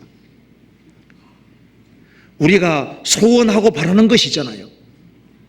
우리가 소원하고 바라는 모든 것을 완벽하게 다 채워줄 수 있는 세계가 있습니다. 우리가 마음에 그리고 소원하는 거잖아요. 그 소원 하나님 주신 겁니다. 여러분들은 아름다워지고 싶은 소원이죠. 왜 아름다워지고 싶어하는 소원 주셨을까요? 미의 세계가 있기 때문에 그런 거예요. 사람은 영생을 사모합니다. 영생의 세계가 있어요. 이런 세계 말고 정말 만족이 되고 기쁨이 되는 세계를 바라는데 그런 세계가 있습니다. 우리가 소원하는 모든 것을 완벽하게 이루어주는 그 세계가 있어요. 그래서 저 위에 서게 되면은 우리는 주님은 놀라우신 분입니다. 그리고 주님은 다 잘하셨습니다. 이렇게 진술하게 얘기하게 된다, 고백하게 된다 그 말입니다. 창세기부터 요한계시록까지 성경 전체는 우리에게 무엇을 말하고 있습니까? 주님이 하시는 일은 다 잘하는 것이고 주님은 항상 옳게 행하신다는 그 사실을 믿어야 된다는 겁니다. 그리고 우리가 이 진술이 사실이라고 마음속에 딱 와닿게 되면은 누구 말을 들어야 될지가 명백해지는 겁니다. 우리가 누구 말을 들어야 될까요? 누가복음 9장에서 하늘에서 하나님 말씀하셨습니다. 너희는 저의 말을 들어라. 예수님의 말을 들어라. 우리 인생의 기준은 딱 하나입니다. 주님이 말씀하셨느냐, 그것이 인생의 기준이 되는 겁니다. 우리가 주님 말도 믿고 사람 말도 믿는 게 아닙니다. 주님 말씀에 비추어서 모든 것을 생각해야 되는 겁니다. 우리에게 성경은 절대 기준입니다. 우리는 뭘 믿냐 하면은 주님의 입술에 말씀이 있다고 믿는 겁니다. 시편 17번에 주의 말씀을 쫓아, 입술의 말씀을 쫓아, 주의 입술의 말씀, 만왕의 왕 되신 주님께서 입술로 말씀하신 것이 성경이라고 믿는 겁니다. 성경은 하나님 말씀하신 것이 사실입니다. 옛적의 선지자들로 여러 부분과 여러 모양으로 우리 조상들에게 말씀하신 하나님이 이 모든 날 마지막에 아들로 우리에게 말씀하셨으니 하나님이 말씀하셨습니다.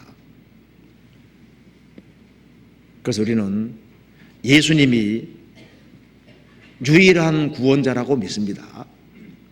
내가 곧 길이요 진리요 생명이니 나로 말미암지 않고는 아버지가 올 적 없느니라. 주님 얻은 사람은 다 얻은 사람이고 주님 잃는 사람은 다 잃는 사람입니다. 주님을 믿고 그리고 우리는 주님을 따르는 겁니다. 그리고 주님 안에 거하고 주님 안에서 서로 사랑하고 그리고 주님 안에서 헌신하는 겁니다. 우리가 주님을 기쁘시게 하게 살 수 있다면 그것이 가장 큰 복입니다. 우리가 정말 주님 마음을 시원하게 할 수 있다면 얼마나 좋겠습니까? 그리고 다른 각도로 생각해 봅시다. 주님이 우리를 향해서 그가 다 잘하여도다 이런 칭찬을 받을 수만 있다면 그 인생은 가장 크게 성공한 인생이라고 할 수 있는 겁니다. 마태복음 25장 찾아봅시다.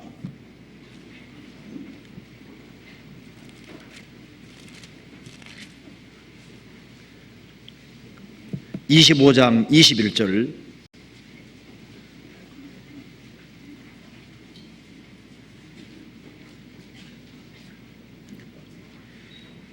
그 주인이 이르되 잘하였도다 착하고 충성된 종아 내가 작은 일에 충성하였음에 내가 많은 것으로 내게 맡기리니 내 주인의 즐거움에 참여할지어다 하고. 자, 23절도 같이 읽어보겠습니다. 그 주인이 이르되 잘하였도다 착하고 충성된 종아 내가 작은 일에 충성하였음에 내가 많은 것으로 내게 맡기리니 내 주인의 즐거움에 참여할지어다 하고. 달란트 비우면은 5달란트 받은 사람이 5 남겼을 때 칭찬과 2달란트 받은 사람이 2 남겼을 때 칭찬이 똑같습니다. 1 달란트 받은 사람도 구원받고 1 달란트 남겼으면은 주님에게 똑같이 칭찬을 받았을 거다 그 말입니다. 잘하였도다 충성된 종아, 주님께서 말씀하시기를 잘하였도다. 이 칭찬 받으면은 그러면 인생은 성공한 게 되는 거예요. 사람마다 재능이 다 다릅니다. 우리가 신앙생활하면서 이걸 염두에 둘 필요가 있습니다. 어떤 사람은 공부를 설설 해도 그냥 점수 잘 나오는 사람이 있죠. 어떤 사람 막 골싸매기 해도 잘 안 되는 사람이 있잖아요. 그 사람들은 점수로 평가하는데 하나님은 다르십니다. 하나님은 사람 만드실 때 능력이 다르게 만드신 거예요. 그렇죠? 그 5달란트 받은 사람은 5 남기게 됩니다. 2 달란트 받은 사람은 2 남기는 게 최선이잖아요. 그러니까 자기의 달란트와 재능 안에서 최선이기 때문에 남하고 비교하지 말아요. 5달란트 받은 사람이 3 남기면은 2 달란트 받은 사람이 2 남긴 것보다 칭찬받지 못합니다. 사람마다 또 구원받은 연수가 다르잖아요. 구원받은 지 1년 된 사람, 2년 된 사람, 10년 된 사람, 20년 된 사람. 어린 나이는 조금 무거운 짐 들면은 힘든 일인데 성년이 되면은 간단한 일이다 그 말입니다. 사람마다 분량이 다르기 때문에 하나님은 분량이 다르게 다 달아가시기 때문에 내 분량 범위 안에서 내가 최선 다하는 겁니다. 그러면은 칭찬받을 수 있는 거예요. 저도 이제 교회 교제 생활하는 가운데서 사람마다 자기의 이제 재능이라는 게 다 다르잖아요. 재능. 그래서 어떤 사람은 이 말을 하면은 이제 아주 그 교제 분위기를 아주 좋게 만드는 사람이 있잖아요. 그렇죠? 그러면 이제 거기 좀 달란트와 재능이 있는 것처럼 느끼잖아요. 이게 양님 스테이지 잘 말하는 사람이 있거든. 어떤 사람 말하면은 그냥 분위기가 확 이상하게 바뀌고 그런 경우도 있잖아요. 그러니까 이제 교제하는 가운데서 내가 말하면 분위기가 안 좋아지면은 나는 말 적게 해야 되겠다. 몸으로 때워야 되겠다. 어떤 사람은 또 말하면 이렇게 교제가 잘 되고 이렇게 하면은 요것도 잘 활용이 돼. 그러니까 자기 자신이 자연스럽게 잘할 수 있는 것을 하는 게 필요해요. 그러니까 손은 손이 하는 게 자연스러운 거잖아요. 발은 발이 하는 게 자연스러운 겁니다. 그러니까 자기가 자연스럽게 할 수 있는 걸 찾아서 교제 가운데 있다 보면 자연스럽게 할 수 있는 것이 있어요. 다른 사람과 부딪히는 것이 자연스럽게 할 수 있는 것이 있는데 그게 자기가 받은 재능을 생각하고 자연스럽게 할 수 있는 걸 하면 되는 겁니다. 우리가 주님의 칭찬을 기대해야 됩니다. 누가복음 19장의 문화 비유에 보면은 종들에게 한 문화씩을 줬는데 한 사람은 한 문화 가지고 얼마나 남겼죠? 주님이 잘하여도다 착하고 충성된 종아, 내가 지극히 작은 것에 충성하였으니 10골 권세를 차지하라고 했습니다. 한 사람은 저는 5문화만 남겼습니다. 너도 5골 차지하라. 한 사람은 그냥 가져왔죠. 어찌하여 내 은을 은행에 두지 아니하였느냐? 은행에 뒀으면 별리까지 있는데 왜 별리도 없느냐 하셨습니다. 그래 거기 보면은 적어도 책망을 안 받으려면 어떻게 하면 됩니까? 은행에 예치하는 것처럼 구원받은 무리 가운데 자리를 잘 차지하고 있으면 일단 별리부터 나오잖아요. 그리고 5문화 남긴 사람은 지극히 작은 순서에 대한 칭찬받지 못했습니다. 그러니까 굵직굵직한 건 하긴 한 거예요. 그런데 10문화 남긴 사람은 큰 것에 충성하는 건 말할 것도 없고 지극히 작은 것까지 세심하게 주의했다 그 말입니다. 그 세 부류 중에 첫째 부류가 되면 얼마나 좋겠습니까? 잘하였도다 착하고 충성된 종아. 우리가 세상 사람의 칭찬을 듣기보다는 주님의 칭찬 듣기를 기대해야 될 겁니다. 누가복음 19장 보시겠습니다.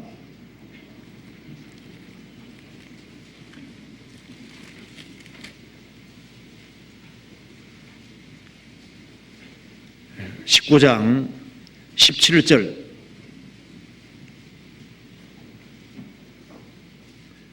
같이 읽어보겠습니다. 주인 이르되 잘나하였다 착한 종이여, 내가 지극히 작은 것에 충성하였으니 10골 권세를 차지하라 하고. 어떤 사람 말합니다. 내가 더 다 큰 어른인데 이런 칭찬 왜 받아야 되는지 할지 모르는데 그러면 안 됩니다.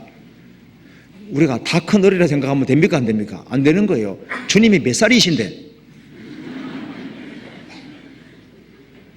아니 뭐 아무리 나이 먹어도 100살도 못 먹은 사람이 내가 어른인데 뭔 칭찬을 받아야 되냐 하는데, 주님 앞에서는 주님이 몇 살이십니까?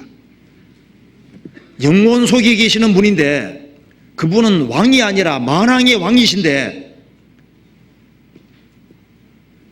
어느 사람 보면 사장님에게 그렇게 잘 보이려고 하는데요, 그 정성을 가지고 주님께만 좀 돌리면요 신앙생활 잘 할 수 있을 겁니다. 그러잖아요.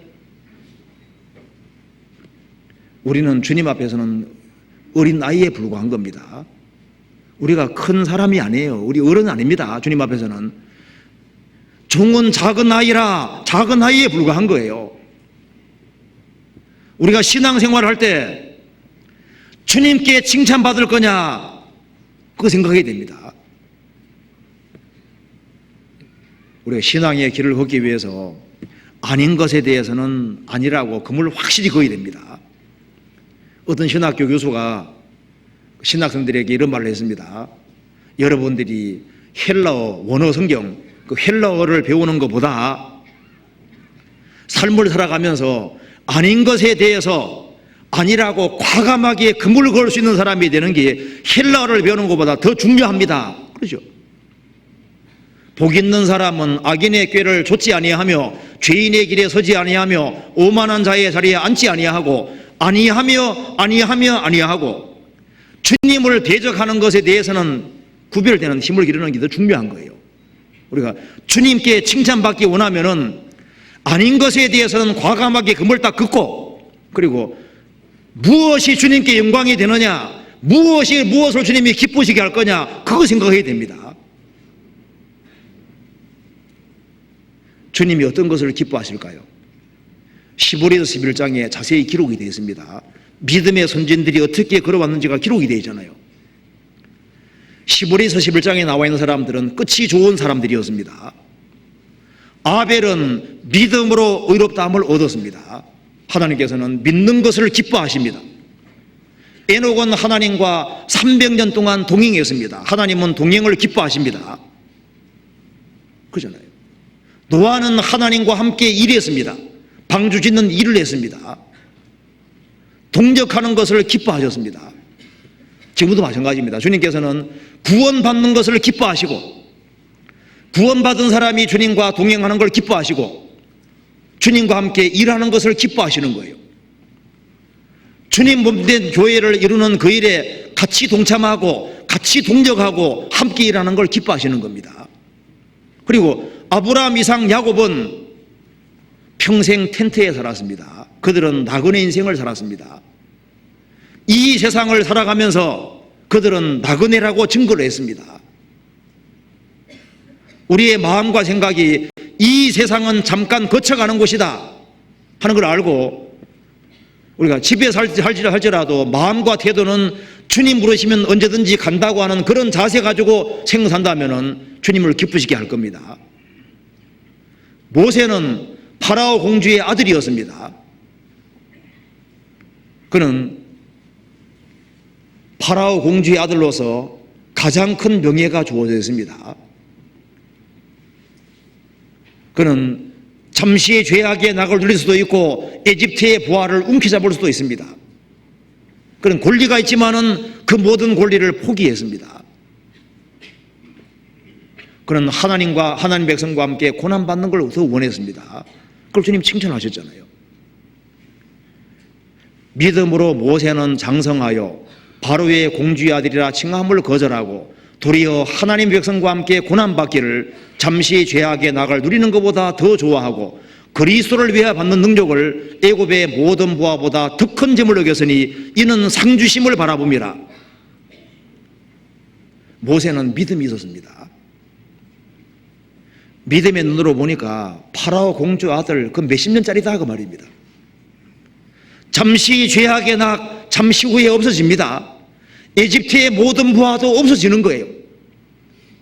그는 눈에 보이는 것을 원한 것이 아니라 영원한 축복을 바랐습니다. 그는 상주심을 바라봅니다. 그는 하나님의 위대하심을 알았기 때문에 하나님 백성이 그 당시에 노예지만 하나님 백성과 함께 고난받는 것을 더 좋아했다고 되어 있잖아요.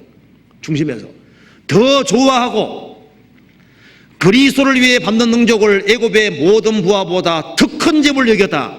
이유는 상주심을 바라봤기 때문입니다. 10월에서 11장 사람들은 끝이 좋은 사람들입니다. 끝이 좋다는 게 참 중요한 거예요. 어떤 분 보면 처음에는 비슷비슷했거든요. 교회 나오는 동 많은 동 했는데 점점 좋아져서 신앙생활을 아주 잘하는 사람이 됐습니다. 그리고 끝까지 잘하다 갑니다. 주님 얼마나 좋아하시겠어요? 어느 사람 처음에 호랑이도 잡을 처럼 막 대단했었는데 시간 지나면서 점점 부지부지하게 되더니만 드문드문 나오더니만 사라져 버렸습니다. 그거 안 좋은 거잖아요. 자, 주님 오시는 그날 상상해 봅시다. 주님 오시는 그날 이제 주님 오시기 한 1년 전부터 마음을 고쳐먹고 신앙생활 잘하는 가운데 살다가 주님 만났습니다. 얼마나 좋겠어요. 그런데 신앙생활 잘하다가 주님 오시기 한 1년 전부터는 인상교회로 가더니만 저 엉뚱한 데 가서 오락장에 가 있다가 주님 만났다 합시다. 자, 주님 칭찬 못 받을 거다 그 말입니다. 끝 마무리를 잘하는 게 참 중요합니다. 우리가 우리 달려갈 길을 마치고 믿음을 지키고 자, 아무개 정말 신앙생활 잘하다가 주님 앞에 갔다. 그 이름을 얻으면은 성공하는 거예요. 성경 디모데후서 4장 보시겠습니다.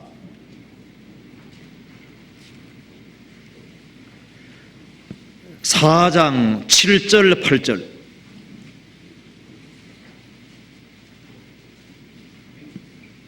(7절 8절) 같이 읽겠습니다.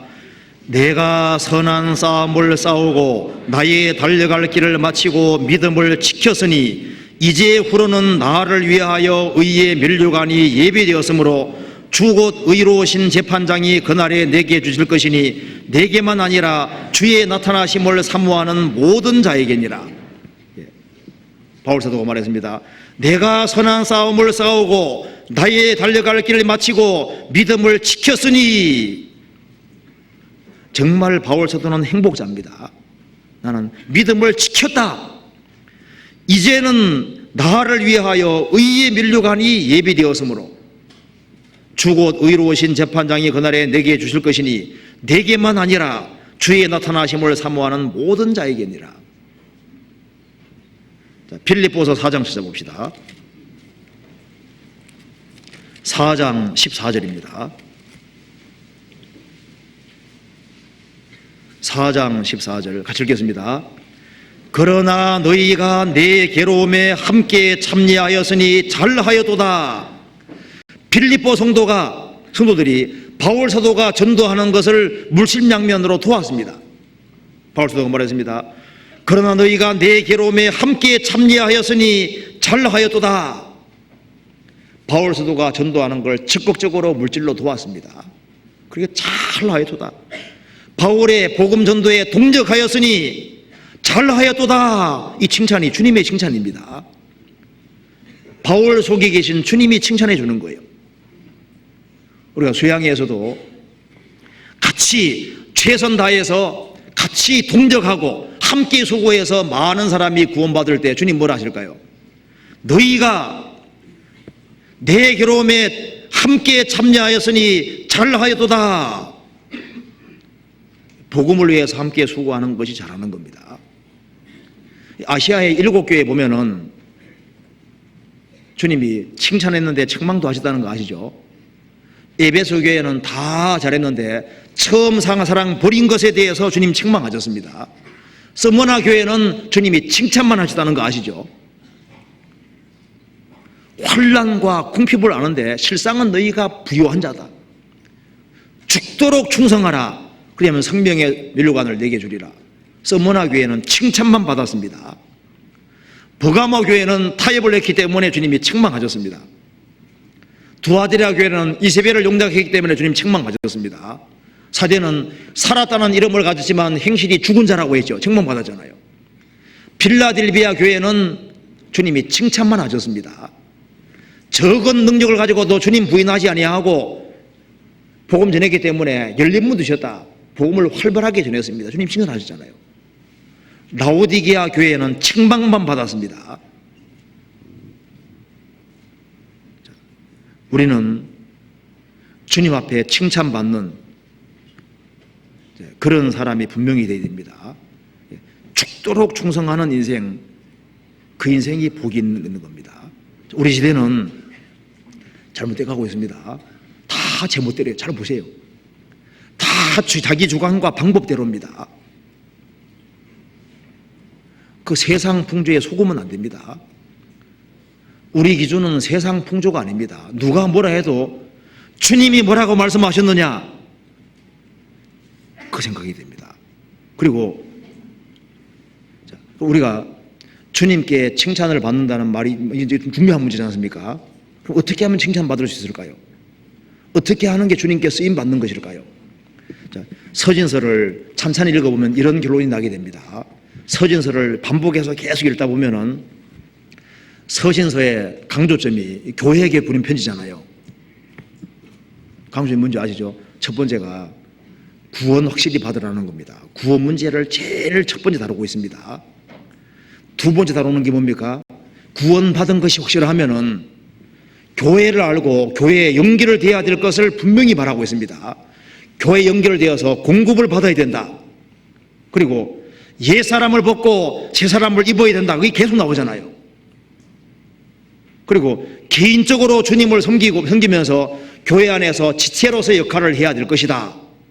그 다음에 가정생활 어떻게 하라, 직장생활 어떻게 하라, 전도생활 어떻게 하라, 이런 순서로 되어 있습니다. 그러니까 이스라엘은 출애굽을 했을 때 성막이 그들의 삶에 출애굽한 사람들은 성막이 인생의 중심이었던 거예요. 성막 중심으로 모든 것이 이루어졌잖아요. 그처럼 적어도 구원을 받은 사람에게는 교회의 중심입니다. 성경을 아무리 눈비비고 다시 보고 다시 봐도 구원 다음에는 교회입니다. 주님은 교회의 머리로 계시기 때문에 신앙생활은 교회의 중심으로 하는 것이 맞는 거예요. 교회에 연결이 돼야 되고 거기에서 지체로서 공급받으면서 지체로 있으면서 거기에서 공급받는 힘으로 가정생활, 직장생활, 전도생활 모든 것이 다 되는 겁니다. 교회 안에 만왕의 왕이 계십니다. 내가 저희 가운데 거하며 두루 행한다는 말씀대로 주님이 구원받은 무리 가운데 두루 행하시고 계신 것이 사실인 거예요. 그렇기 때문에 주님께 쓰임받는 것이 어떻게 쓰임받는 거냐?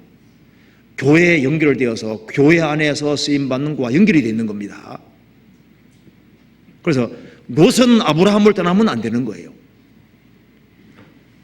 롯이 신앙생활을 한다는 건 아브라함과 연결되어야만 신앙생활을 하는 겁니다. 그러잖아요. 그리고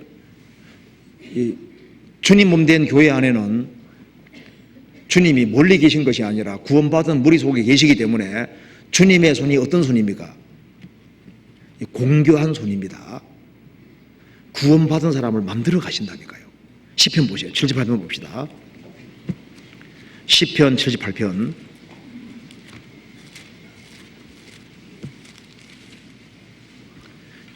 72절 보시겠습니다. 78편 72절 같이 읽겠습니다. 이에 저가 그 마음에 성실함으로 기르고 그 손에 공교함으로 지도하여도다. 다윗은 주권자로서 다윗은 마음이 성실함으로 양떼를 기르고 그 손에 공교함으로 이스라엘을 지도했습니다. 다윗은 예수님의 그림자이기 때문에 신약시대 주님 몸된 교회 안에 주님이 주인으로 계시고 주님은 성실한 마음으로 교회를 다뤄가고 계십니다. 성실한 마음으로 교회를 기르고 있습니다. 그리고 주님의 손은 공교한 손이라는 걸 믿어야 됩니다. 다윗 아래에 있는 사람은 행복한 사람들이었습니다. 주님이 계시고 주님 몸된 교회 안에서 무리로 연결되어서 살아가는 것은 행복입니다. 주님은 성실하신 분이고 손이 공교하신 분입니다. 이 천지를 창조하신 손 보세요. 꽃을 만드신 손을 보세요. 우리 인생을 만드신 손을 보세요. 그 정교한 손이 우리 가운데 움직이고 있습니다. 그 정교한 손이 사람을 만들어가고 있는 거예요. 일꾼이 어떻게 길러지냐 그러면 교회 안에서 일꾼이 길러집니다. 주님이 배후에 작업을 하고 계시는 겁니다.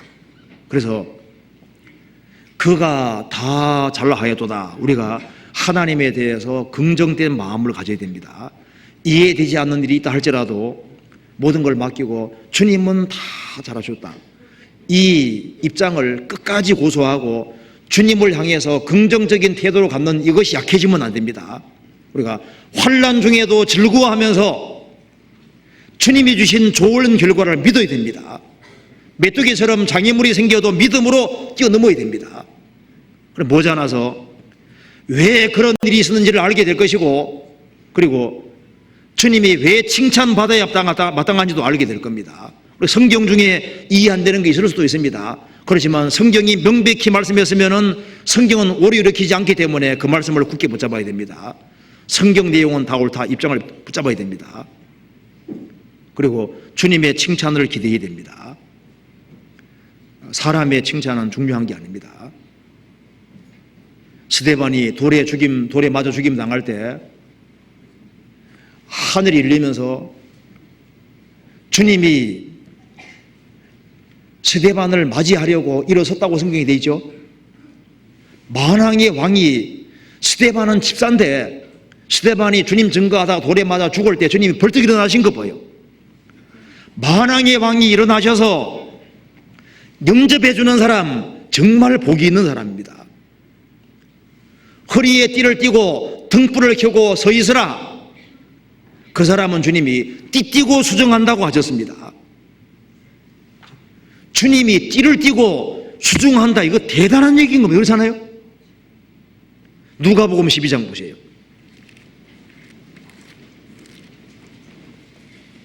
(12장) 35절입니다.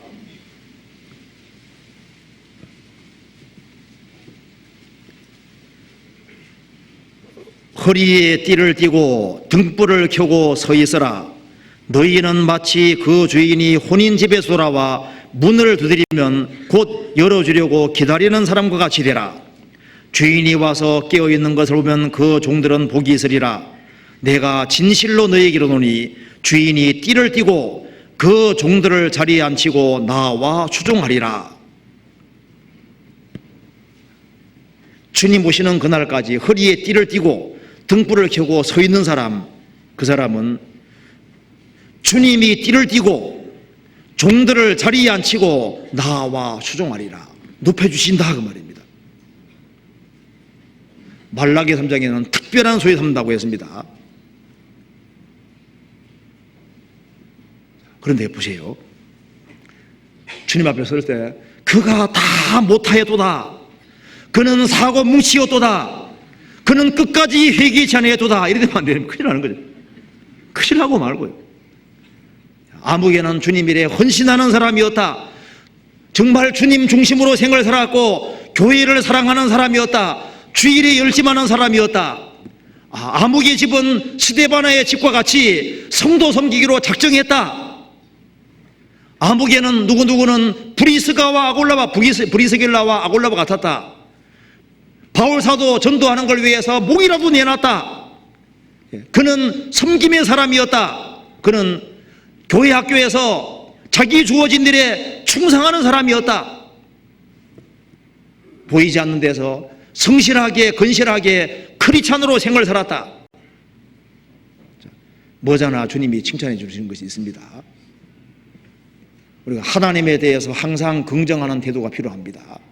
그리고 주님이 나를 어떻게 생각하실 것이냐. 주님이 나를 보시고 그가 다 잘하였도다 이렇게 정말 말씀하실까? 이것은 우리에게도 중요한 질문이 되는 겁니다. 같이 기도하시겠습니다.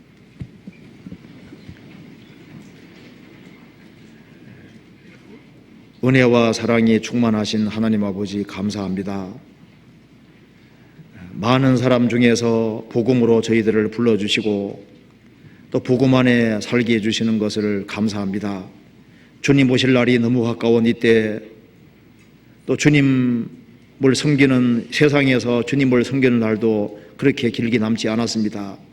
주님 우리 마음을 일깨워 주시고 사람의 칭찬을 기대할 것이 아니라 오직 우리를 위해 죽으시고 부활하신 주님, 우리가 영원히 배우게 될 주님 앞에 어떻게 행할 것을 알 수 있도록 도와주옵소서. 우리가 하나님을 높이며 하나님 앞에 칭찬을 기대하며 생을 살 수 있도록 도와주시옵소서. 교회가 계획한 모든 일에 주님이 앞서 행해 주시고 특별히 하기 수양회를 주의 거룩한 손에 부탁드립니다. 이번에 많은 사람들이 구원을 받음으로 주의 마음을 능히 시원케 할 수 있도록 역사해 주시고 도와주옵소서. 그리고 구원받은 식구들을 가정마다 지켜주시고 영육간에 도와주시고 하나님을 향해서 주님은 다 잘하셨습니다 하는 고백을 할 수 있도록 더욱 역사해 주시고 도와주시옵소서. 멀리 해외에서 전도 중에 있는 이완 목사님과 그 일행 지켜주시고 또 건강도 지켜주셔서 무사히 주의를 마치고 돌아올 수 있도록 역사해 주옵소서. 해외 선교하는 그 모든 손길들에 주님이 더욱 큰 역사와 능력을 나타내 주옵소서. 주 예수 그리스도 이름으로 기도하옵나이다. 아멘. 찬송 같이 부르시겠습니다. 434장입니다.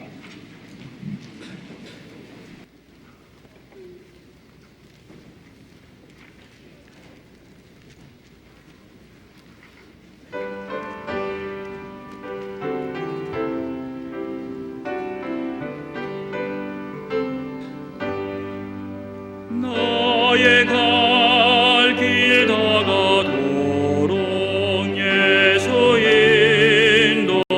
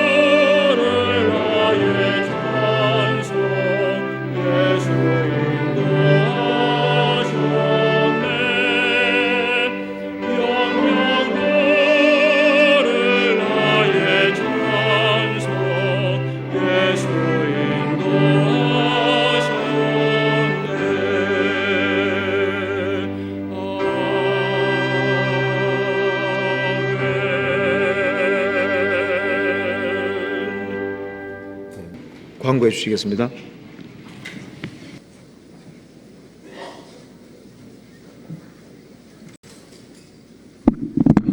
광고 말씀드리겠습니다. 학예 수양에 이제 2주 앞으로 다가왔는데요. 아직 등록 안 하신 분들은 교구나 구역을 통해서 꼭 좀 등록해 주시기 바랍니다. 많은 분 인도하시고요.